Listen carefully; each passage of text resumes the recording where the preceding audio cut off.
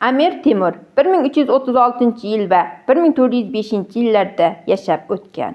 O'rta asrlarning davlat arbobi, buyuk sarkarda, qo'mondon, markazlashgan davlat asoschisi.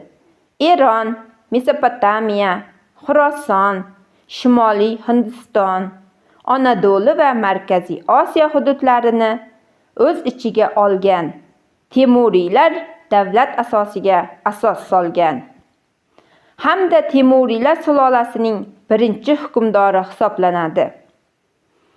Temur san'atning buyuk homiysi ham hisoblangan. U Ibn Haldun, Hofiz Shiroziy va Hofizi Abru kabi olim va shoirlar bilan muloqotda bo'lgan. Temurning hukmronlik davri Temuriylar renessansiga yo'l ochgan.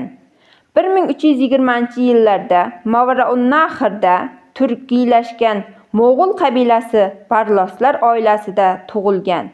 Temur 1370-yilga kelib, G'arbiy Chig'atoy ulusi ustidan nazoratni qo'lga kiritdi.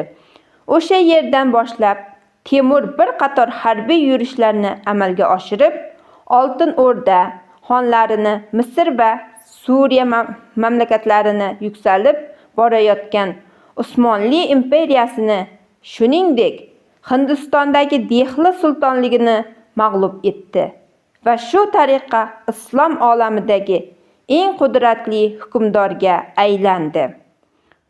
Temur